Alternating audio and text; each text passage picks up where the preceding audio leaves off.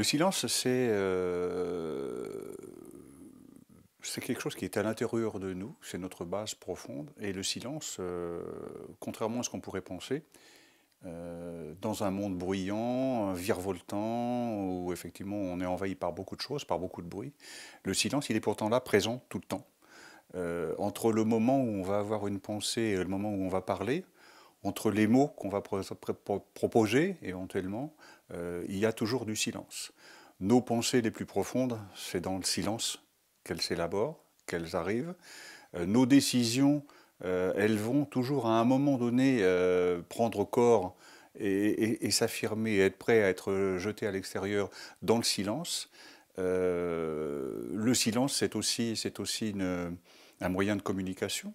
Hein. Quand on a une relation avec quelqu'un et que simplement on échange des regards, on est dans le silence.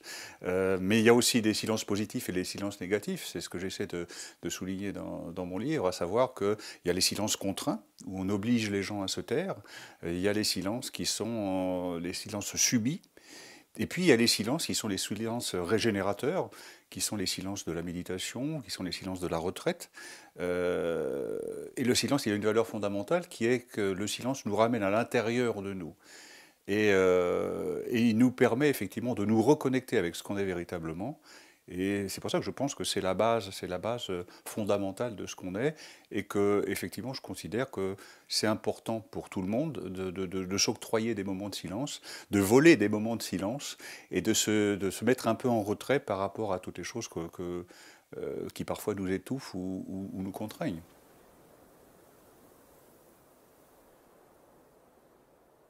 Alors le silence, à la fin de mon ouvrage, je fais une proposition d'une journée dans laquelle effectivement on va injecter des moments de silence entre nos activités, entre les moments de nos habitudes en fait, et même dans les rapports qu'on peut avoir avec, soit avec nos proches, nos intimes, ou les amis, ou les professionnels.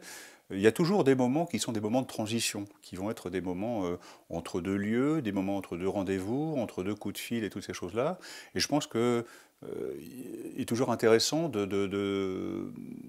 quand on peut, effectivement, de faire des parenthèses dans notre vécu du quotidien, et s'octroyer effectivement des moments qui vont être de quelques instants, de quelques minutes peut-être, ou je ne sais pas, dans le métro ou quand on est en voiture, vraiment se reconnecter avec l'intérieur, et quand j'entends silence, je veux dire ne pas exprimer, ne pas parler, ne pas projeter pour autant. Ça ne veut pas dire qu'on est extérieur au bruit, hein, quelque part. On peut rester en conscience du bruit, mais avoir cette conscience du fait que on privilégie effectivement notre être intérieur pendant un moment, ce qui permet de nous ressourcer, quoi.